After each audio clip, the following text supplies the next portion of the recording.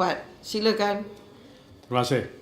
Belanjawan 2021 untuk Kementerian Semua Manusia dibanjiri dengan angka tetapi kekurangan visi mengenai isu-isu berkaitan dengan decent work, masa depan kerja, future work, keharmonian perindustrian, keselamatan dan kesihatan, pengkurangan perbelanjaan modal insan dan kekurangan asas untuk membina tenaga kerja teknologi yang mahir.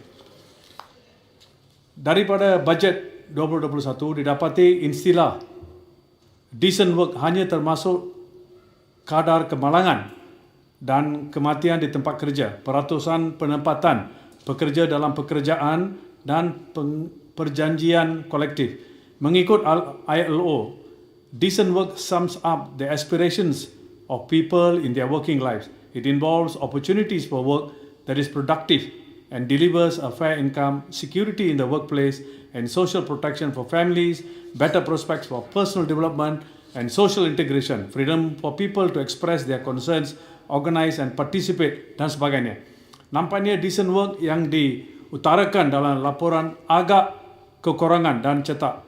Contohnya, ia tidak mempunyai tentang pekerjaan fleksibel dan sistem pekerjaan yang menghormati partnership dan bukan master-servant relationship seperti sekarang. Ia juga tidak menyentuh tentang gaji yang adil. Keadaan dunia pekerjaan sekarang lebih memihak kepada perkongsian, partnership. Apakah langkah kementerian untuk mencapai matlamat decent work seperti yang diutarakan oleh ILO, di mana kita setuju kepada perkara tersebut? Pengurusan keselamatan dan kesihatan pekerja yang efektif. Menurut laporan perbelanjaan, peratusan peringkatan kompeten pada orang mempunyai keselamatan dan kesihatan pekerjaan hanya 17%. Adakah ini didapati bahawa pengurusan keselamatan dan kesihatan tidak meliputi pekerja yang melindungi pekerja dan keganasan dan kegangguan di tempat kerja? Mengikut Konvensyen 190 ILO, perlu mempunyai satu rang undang-undang untuk melindungi pekerja yang mengalami sedemikian. Dalam anggaran bajet 2021, future work tidak diberi perhatian yang cukup. Reskilling and upskilling dinyatakan tanpa arah, tujuan atau visi. Datuk Ketua, saya ingin beritahu bahawa skilling, reskilling, upskilling and cross-skilling adalah sangat mustahil. Berjuta-juta ringgit tengah diagihkan, tetapi macam mana kita dapat pekerja-pekerja dapat manfaatnya. Mari kita tengok apa BOC buat, Brickfields College, di mana semasa saya menjadi menteri telah bertandatangani satu perjanjian dengan mereka. Apakah ia telah dilanjutkan? Adakah ia diguna pakai? Mereka kata mereka dapat train 20,000 pekerja di Malaysia tanpa kos. Apakah kita boleh belajar oleh kementerian dalam hal ini? Adakah kita perlu bayar untuk semua perkara ini? Ini perlu satu kita ingat.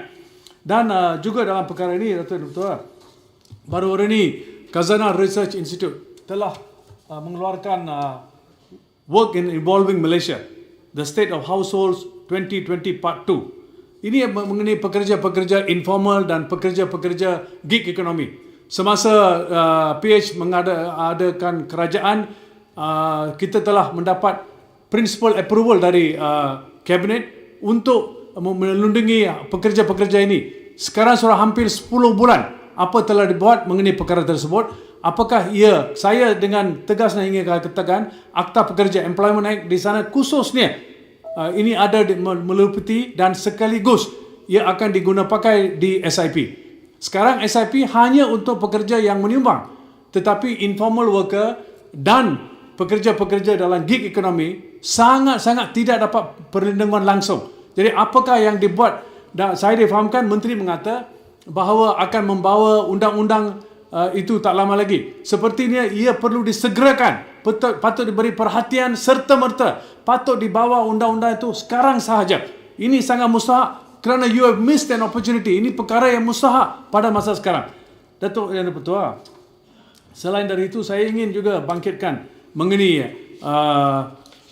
Konvensi 87, iaitu Freedom of Association, di mana kerajaan juga, semasa saya di sana telah dapat kelulusan prinsip mengenai hal ini.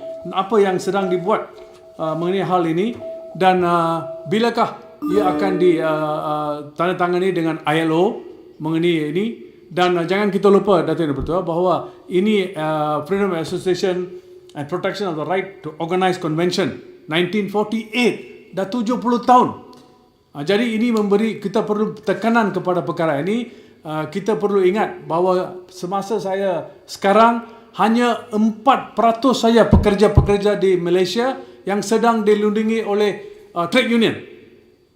94% tidak dilindungi, mereka tidak menjadi member dan sebagainya. Apa yang dibuat oleh kementerian supaya kita dapat meningkatkan peratusan pekerja-pekerja menjadi anggota-anggota dalam trade union di Malaysia ini. Semasa kita berada di sana, kita telah agihkan wang untuk lebih union activities di negara ini, supaya lebih anak muda kita terlibat, anak muda kita diberi keutamaan dan peluang dan sebagainya. Saya harap selain dari itu, akhir sekali Datuk Ketua, ialah ILP, Institut Latihan Perindustrian. Kita beberapa naik taraf ini, saya nak dengan terperinci apakah naik taraf tersebut. Jangan kita lupa sekarang kapasitinya di kementerian ada lebih kurang 22,000, hanya 16 ke 18,000 penuntut saja diberi peluang.